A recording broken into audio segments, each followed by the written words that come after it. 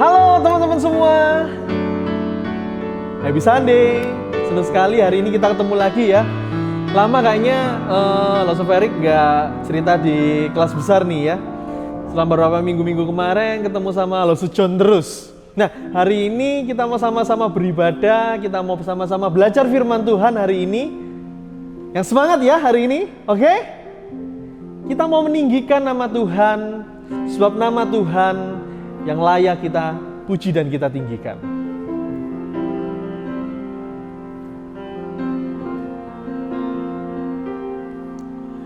Ku bersyukur padamu Tuhan atas kasih-Mu dan bermazmur bagi nama-Mu yang kudus.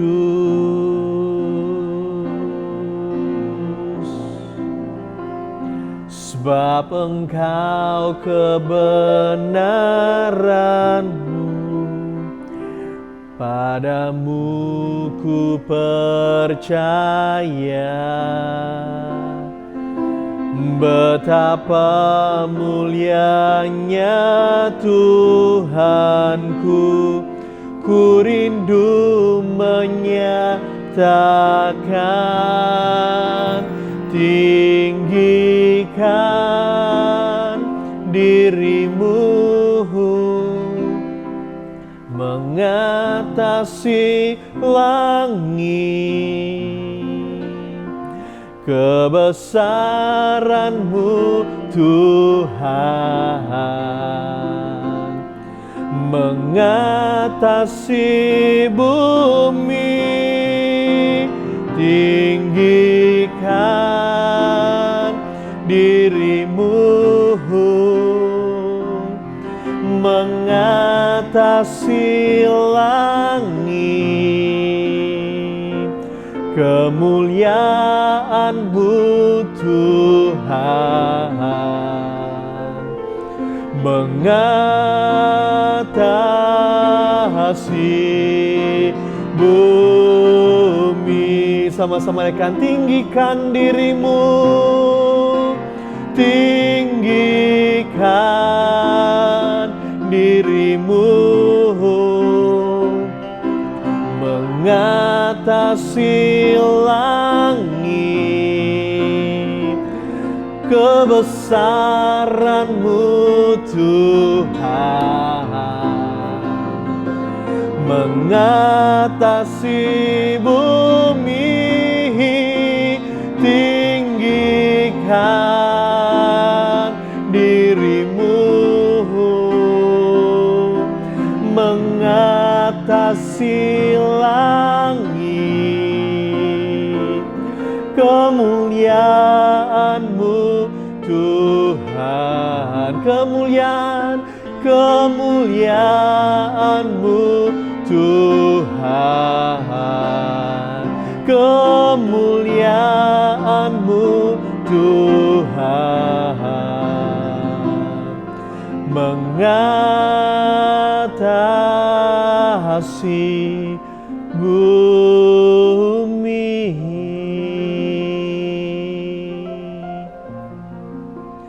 Tuhan, biarlah sinar kemuliaan-Mu Tuhan mengatasi langit dan bumi.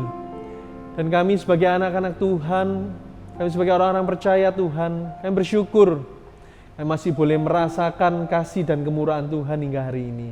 Tuhan, kami mau mulai ibadah kami pada pagi hari ini Tuhan. Kiranya Tuhan sendiri boleh menolong kami, agar kami boleh berkonsentrasi, kami boleh fokus Tuhan. Ini doa seruan kami. Di dalam nama Tuhan Yesus ucap syukur dan berdoa.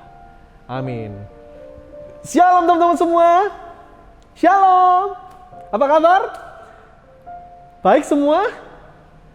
Wah, tentunya hari ini, di pagi hari ini kita mau bersyukur pada Tuhan. Karena apa? Karena segala kebaikan kemurahan Tuhan yang boleh kita rasakan hingga hari ini. Kita mau mengatakan Tuhan Yesus baik di dalam setiap kehidupan teman-teman tentunya, dan juga Loso Ferik. Sama-sama katakan, Tuhan Yesus baik Tuhan Yesus baik, Tuhan Yesus baik, Tuhan Yesus baik, Tuhan Yesus baik, Tuhan Yesus baik, Tuhan Yesus baik. Sama-sama katakan, haleluya, aku memuji-Mu Tuhan, karena kasih-Mu tak berkesudahan.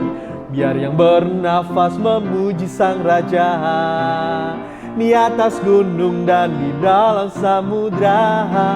Tanganku ku angkat padamu, mensyukuri rahmat yang Kau beri. Kakiku melompat bagimu, sebab nama-Mu baru setiap pagi. Bersyukurlah, bersyukurlah kepada Tuhan, sebab Ia baik, sebab Ia baik. Bawasannya tuh selamanya, kasih setianya, kasih setianya. Tuhan Yesus baik. Katakan sama-sama, yes. Tuhan Yesus baik, oh, oh. Tuhan Yesus baik, Tuhan Yesus baik, Tuhan Yesus baik. Haleluya, haleluya, ku memuji-Mu Tuhan, karena kasih-Mu tak berkesudahan. Biar yang bernafas memuji Sang Raja, di atas gunung dan di dalam samudra. Tanganku ku angkat padamu, mensyukuri rahmat yang Kau beri. Kakiku melompat bagimu, sebab rahmat-Mu baru setiap pagi. Katakan sama, bersyukurlah, bersyukurlah kepada Tuhan, sebab Ia baik, sebab Ia baik. Bawasannya tuh selamanya, kasih setianya, kasih setianya. Tuhan Yesus baik, Tuhan Yesus baik, Tuhan Yesus baik, oh, oh. Tuhan Yesus baik, Tuhan Yesus baik, Tuhan Yesus baik. Mari kita berdoa. Terima kasih Tuhan, kesempatan pagi hari ini kami boleh kembali mau belajar kebenaran firman Tuhan. Kiranya Tuhan boleh menolong setiap kami, untuk kami boleh berkonsentrasi, kami boleh fokus, dan kami boleh sama-sama mengerti akan kebenaran firman-Mu pada pagi hari ini Tuhan. Ini doa seruan kami, hanya di dalam nama Tuhan Yesus kami ucap syukur dan berdoa. Amin. Oke, teman-teman semua, hari ini kita mau melanjutkan di seri yang terakhir dari pembelajaran kita selama tiga minggu sama minggu ini, ya. Nah, beberapa minggu yang lalu sama Lose John gitu ya, kita sudah belajar sama-sama kebenaran firman Tuhan. Masih ingat apa enggak? Ayo, masih ingat enggak? 1, 2 minggu yang lalu. Masih ingat enggak? Ayo, yang di rumah. 2 minggu yang lalu Lose John cerita tentang domba, cluenya. Nah, betul. Tentang domba yang hilang. Ya, tentang domba yang hilang. Terus kemudian minggu lalu cerita tentang yang uang, koin. Betul sekali, tentang koin yang hilang. Nah, hari ini kita sama-sama mau belajar melihat tentang sebuah cerita yang mungkin juga tidak asing tentunya bagi setiap kita. Nah, selama 3 minggu ini kita belajar tentang yang hilang. Sebenarnya apa sih gitu ya? Sebenarnya apa sih rangkaian selama 3 minggu yang kita pelajari ini? Nah, selama 3 minggu ini Yesus itu kalau kita lihat dari firman Tuhan, Yesus ditegur oleh orang-orang Farisi. Karena apa? Karena Tuhan Yesus seringkali suka kumpul-kumpul, bercengkrama, ngobrol, sama orang-orang yang berdosa. Sehingga orang-orang Farisi sangat gak suka tentunya melihat seperti itu. Nah, akhirnya Tuhan Yesus kasih 3 perumpamaan. 3 perumpamaan untuk menegur, mengingatkan orang-orang Farisi pada saat itu. Ya. Maksudnya apa sih di sini? Maksudnya adalah Tuhan ingin menunjukkan kasih-Nya, hati-Nya kepada orang-orang yang berdosa. Jadi, Tuhan ingin menunjukkan kasih-Nya kepada orang-orang berdosa. Maksudnya apa? Di sini Tuhan ingin nggak semua kebenaran, kebaikan, atau berita sukacita ini diberikan kepada orang-orang khususnya yang belum percaya juga. Jadi bukan suatu kebenaran atau yang kita biasa sebut juga memberkati orang lain, kita tidak melihat itu orang yang sudah percaya atau yang belum percaya. Tetapi dari cerita yang kita pelajari selama 3 minggu ini, kita belajar dari teladan dari Yesus untuk orang-orang yang berdosa. Nah, 2 perumpamaan yang pertama yang sudah kita pelajari tentang domba dan koin yang hilang menunjukkan dengan jelas bahwa Tuhan ini responnya Tuhan mencari orang yang berdosa dan akhirnya apa? Bersuka cita bersama karena apa? Yang hilang ketemu dan akhirnya kembali juga. Nah, hari ini ada beberapa tokoh yang akan kita pelajari. Ada 3. Ada berapa? Ada 3. Nah, 3 tokoh. Yang pertama tentang Bapa. Nah, kalau kita mau baca nanti kita boleh baca ya di Lukas pasal 15 ayat yang ke-11 hingga ayat yang ke-32 ya. Di Lukas 15 ayat yang 11 hingga ayat yang ke-32 ya. Nanti kalian bisa baca di rumah lagi ya. Setelah tele ibadah ini kalian boleh baca lagi ya. Oke, nah ada 3 orang tokoh. Hari ini kita melihat sama-sama tentang anak yang hilang. Nah, anak yang hilang, kalau cerita dengar tentang ini, kita pasti sudah nggak asing teman-teman, betul? Ya, nah kalau kita belajar ada 3 tokoh. Ada 3 tokoh yang ada di dalam kisah anak yang hilang. Yang pertama Bapa, betul? Ayahnya nih. Yang kedua si bungsu. Wah, ini yang sering kali menjadi tokoh utama nih, si bungsu. Terus kemudian si sulung. Nah, hari ini Lost of Eric bawa aksesoris gitu ya untuk cerita tentang ini gitu ya. Kalau Lost of Eric ngobrol jadi si bungsu, Lost of Eric akan pakai kacamata hitam. Nah, wow, keren kan? Jadi biar kelihatan elegan. Wah, banyak duit ya kan si bungsu, jadi banyak duit ya kan? Habis dapat warisan. Oke? Nah, nanti kalau Lost of Eric cerita tentang si sulung, nah Lost of Eric pakai topi, ya kan? Si sulung kan ceritanya kan anak yang baik hati gitu ya di rumah, ya kan? Nggak neko-neko gitu ya. Jadi Lost of Eric nanti pakai topi ini. Oke? Nah, kita akan sama-sama melihat kebenaran pelajaran hari ini. Nah, di cerita yang akan kita pelajari hari ini ada 2 karakter yang sangat yang bertolak belakang, yang sangat berbeda. Kalau si sulung tipikalnya anak yang baik, nurut. Kalau kita baca ya, oh ya di rumah, nggak neko-neko, nggak aneh-aneh, itu si sulung. Tapi kalau si bungsu, tipikalnya menjadi anak yang nakal, atau juga anak yang liar, nggak taat, nggak mau nurut. Nah itu yang kita lihat. Kalau di dalam pelajaran, kalau di firman Tuhan kita juga baca, 2 tokoh ini perbedaannya sangat signifikan, perbandingannya antara si bungsu dan si sulung. Jadi kalau si bungsu itu nakal, ya nggak nurut.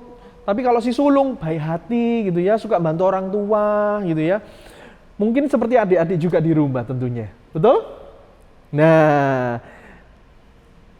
kita akan lihat sama-sama. Nah, perbuatan dari anak bungsu mungkin kita sudah pernah mendengar gitu ya. Oh, dia minta warisan dari sang bapak gitu ya, dan akhirnya dia menghabiskan warisannya itu ke kota lain gitu ya bersama teman-temannya. Dan kalau kita lihat mungkin sudah sering kali kita juga lihat dan pelajari juga. Nah, kalau kita sama-sama melihat, menarik sedikit mundur gitu ya, sebenarnya si bungsu ini kenapa sih kok sampai apa ya? Kok sampai nakal gitu ya, sampai nggak mau taat gitu ya. Kalau kita lihat sebenarnya ya mungkin si bungsu kurang apa? Kurang bersyukur atas semua yang boleh dirasakan oleh di dalam dirinya, di dalam kehidupan yang dia jalanin. Nah, akhirnya yang dilakukan apa? Nah, si bungsu pergi ke kota lain, ke negeri orang. Dia berfoya-foya, menghabiskan gitu ya, semua perbendaharaan uang yang dia dapat, yang dia miliki. Foya-foya, hidupnya nggak karuan. Akhirnya sampai apa yang terjadi? Yang terjadi akhirnya, ini uitnya habis, teman-teman. Nah, ketika habis apa yang terjadi? Si bungsu akhirnya bingung, pusing. Aduh, uangku ini habis ini. Akhirnya kalau di firman Tuhan, kalau kita baca, akhirnya si bungsu ini yang dilakukan apa? Dia bekerja seorang tuan dan jaga babi. Nah di sana, waduh, kalau kita bayangin ya, Lost Farik pernah bau. Nggak usah bau dalam keadaan hidup, keadaan mati pun baunya, waduh, ampun gitu ya kalau baunya babi itu ya. Kalau dimakan enak, maknyus. Tapi kalau masih belum matang, waduh, baunya itu semerbak lah bunga di padang, ya.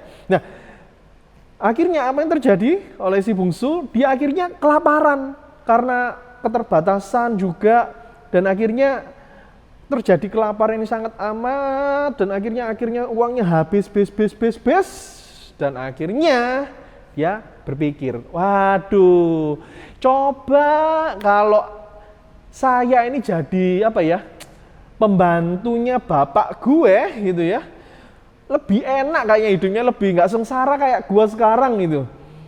Akhirnya dia mikir, iya ya, wah kalau gitu aku tak pulang aja deh. Saya minta ampun sama si bapak gue. Ya kalau nggak diampuni ya nggak apa-apa. Aku tak ngelamar kerja aja di rumah sendiri gitu ya. Supaya paling nggak bisa makan, nggak mikir yang lain-lain. Dan akhirnya apa yang terjadi? Si bungsu memberanikan diri untuk pulang, comeback ini ke rumahnya. Nah, ketika pulang, apa yang terjadi? Kalau kita baca di dalam firman Tuhan, yang terjadi, ini sesuatu hal yang nggak lazim pada zaman itu. Seorang bapak gitu ya, lari. Dia kelihatan dari jauh, oh itu kayaknya anakku ya, itu kayaknya anakku itu. Dia lari. Nah, pada zaman itu sesuatu hal yang nggak lazim sebenarnya, teman-teman. Kenapa nggak lazim? Soalnya, bayangin kalau zaman dulu itu bukan kayak bajunya kayak kita sekarang pakai kaos, kemeja, enggak. Tapi zaman dulu itu pakai jubah yang panjang. Jadi kalau kita bayangkan seorang lari, berarti yang dilakukan apa? Dicincing, gitu bahasa Jermannya, dicincing, ya kan? Diangkat jubahnya. Nah, sesuatu hal kondisi yang agak aneh pada zaman itu. Kalau seorang yang usianya lebih tua sampai lari, berarti ada sesuatu hal yang menarik. Tetapi ini sesuatu hal yang menariknya ini anaknya pulang. Jadi bahasanya gini, sang bapak menurunkan posisinya sebagai bapak, ya, yang dianggap tidak wajar pada zaman itu, sehingga apa? Sehingga ia menyamakan posisinya seperti anaknya. Nah ini yang menarik, yang mau kita sama-sama pelajari hari ini, ya.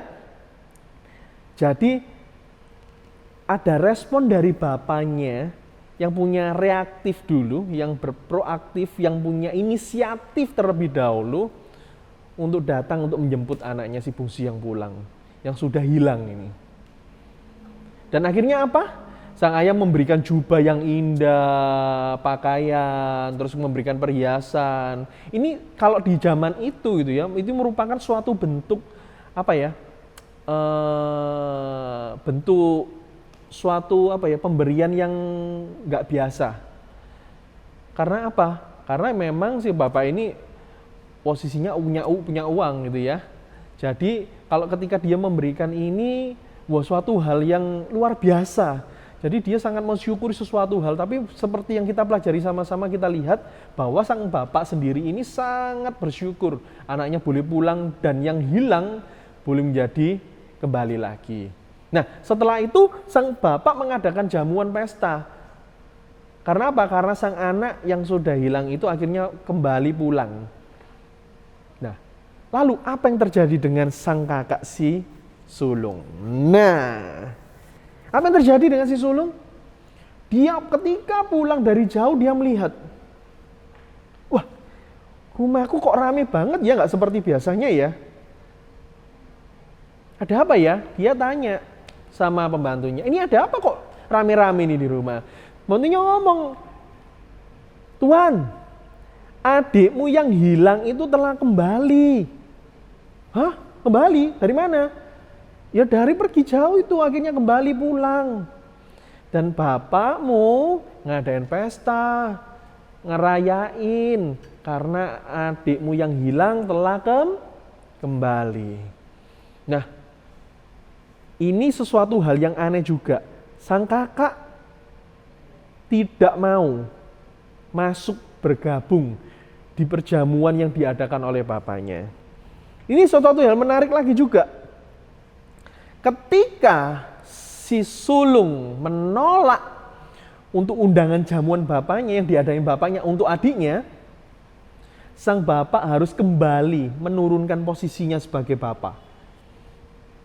Sang bapak keluar menjemput si sulung, ngajak ngobrol si sulung. Jadi sang bapak ini kalau posisinya di atas, dia turun lagi, memposisikan dirinya di bawah. Sang bapak ngomong sama si sulung, kenapa kamu ini? Kenapa toh? Kok kamu tidak mau masuk? Adikmu sudah pulang, adikmu. Adikmu sudah pulang. Tetapi apa yang terjadi? Akhirnya si sulung ngobrol. Bapak, selama bertahun-tahun aku ini ikut sama kamu, tapi kamu gak pernah sekalipun ngadain pesta buat aku. Sang bapak ngomong, hei anakku, semua yang aku miliki ini punyamu. Jadi jangan berpikiran kalau aku gak pernah ngadain pesta itu, semua ini punya aku. Enggak, tapi ini semua milikmu. Kalau kita melihat dua tokoh, si sulung dan si bungsu, nah kira-kira yang mirip dengan kita hari ini siapa? Ayo teman-teman, yang si bungsu atau yang si sulung? Rata-rata mungkin hari ini kita seperti si sulung. Kita enggak nakal-nakal banget seperti si bungsu yang enggak taat. Betul? Yang menjadikan perbedaan dari dua tokoh ini apa sih teman-teman? Mereka sama-sama terhilang, tapi dengan cara yang berbeda. Kalau si bungsu, kelihatan jelas, ya terhilangnya jelas banget. Dia hilangnya karena apa? Nggak mau taat, nakal gitu ya. Tapi si sulung sebenarnya terhilang juga nggak? Sebenarnya si sulung juga terhilang. Ketika apa? Ketika dia diundang masuk dalam perjamuan oleh ayahnya, dia menolak. Sehingga apa? Dia menolak berita sukacita itu. Padahal selama ini dia percaya. Mungkin banyak orang Kristen hari ini, anak-anak Tuhan, mungkin teman-teman juga, termasuk mungkin lah Soferik juga, yang mungkin sudah lama sekali jadi orang Kristen. Tapi apa? Tapi ya itu, statusnya Kristen, tapi ya belum percaya benar-benar, belum percaya bahwa Tuhan benar-benar satu-satunya juru selamat yang hidup di dalam setiap kehidupan kita. Mungkin ini masih terjadi. Oleh karena itu, melalui kebenaran hari ini, ya, Tuhan ingin kita membuka hati kita. Untuk apa?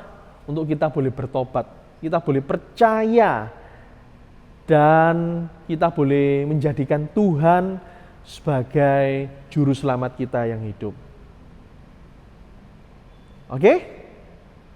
Nah, saya mengajak setiap kita yang tentunya ada di rumah untuk kita boleh berdoa. Pejamkan mata semua, kita mau ambil saat teduh sebentar. Soferik ingin mendoakan setiap kalian yang ada di rumah pada pagi hari ini. Tuhan, kami bersyukur kebenaran firman Tuhan yang indah pagi hari ini Tuhan. Ingatkan kami kembali bahwa Engkau sumber kasih yang sejati. Dan kami percaya Tuhan, kasih yang sejati ini boleh diterima untuk setiap orang yang percaya ataupun yang belum percaya Tuhan. Dan kami percaya, kami bersyukur Tuhan sebagai anak-anak Tuhan, kami boleh merasakan kasih itu secara cuma-cuma. Dan kami mengucap syukur Tuhan karena kasih dan penyertaan-Mu. Terima kasih Tuhan, terima kasih.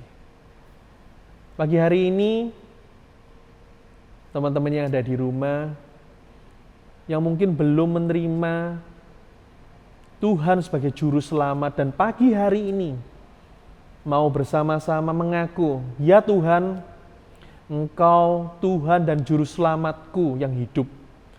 Teman-teman boleh taruh tangan kanan di dada.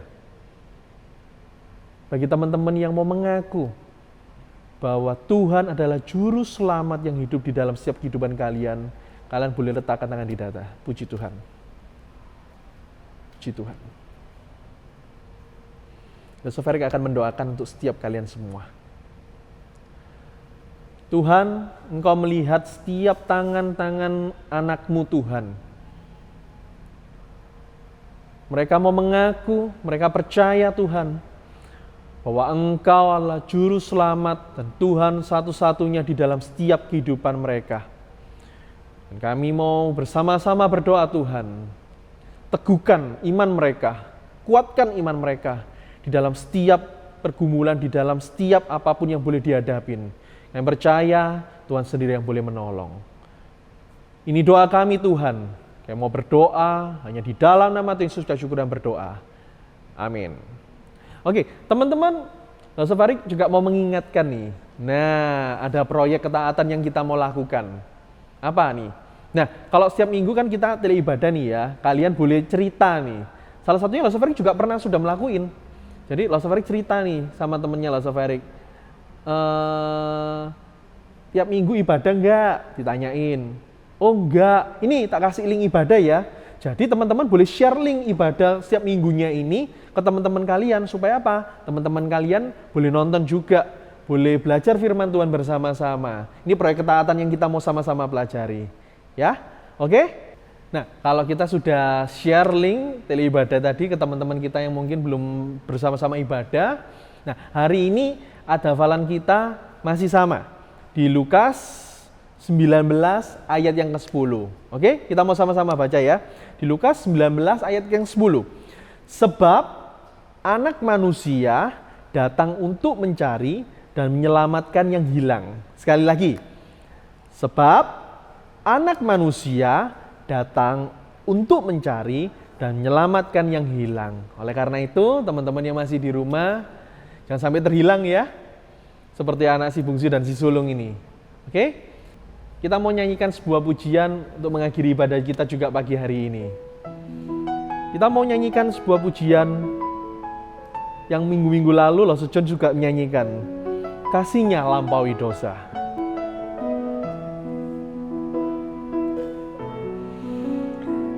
Kasih yang melupakan pelanggaran, walau maha tahu tak diingatnya. Allah hapuskan segala kesalahan, berlimpah kasih-Nya lampaui dosa. Puji Tuhan, sebab kasih-Nya sempurna. Kasih-Nya baru tiap pagi, berlimpah kasih-Nya lampaui dosa. Allah curahkan kasih tanpa batas, kita ditebuskan oleh darah-Nya. Dulu berhutang, sekarang kita bebas. Berlimpah kasih-Nya lampaui dosa. Puji Tuhan, sebab kasih-Nya sempurna. Kasih-Nya baru tiap pagi, berlimpah kasih-Nya lampaui dosa. Puji Tuhan, puji Tuhan, kasih-Nya sempurna. Kasih-Nya baru tiap pagi, berlimpah kasih-Nya lampaui dosa. Puji Tuhan, sebab kasih-Nya sempurna. Kasih-Nya baru tiap pagi, berlimpah kasih-Nya lampaui dosa. Ingat teman-teman, ingat kasih-Nya Tuhan melampaui segala dosa-dosa kita. Teman-teman yang di rumah, jangan lupa ya nanti bejana untuk Tuhannya. Jadi nanti ketika kembali ke gereja dibawa ya bejana untuk Tuhannya. Dan ada satu pengumuman tambahan, ada gambarnya nih, Vacation Fun Day, yang pastinya seru abis. Jangan lupa ajak teman-temannya, kalau belum daftar segera daftar buruan ya. Oke? Have a nice weekend. See you and God bless you semua. Sampai ketemu. Bye-bye.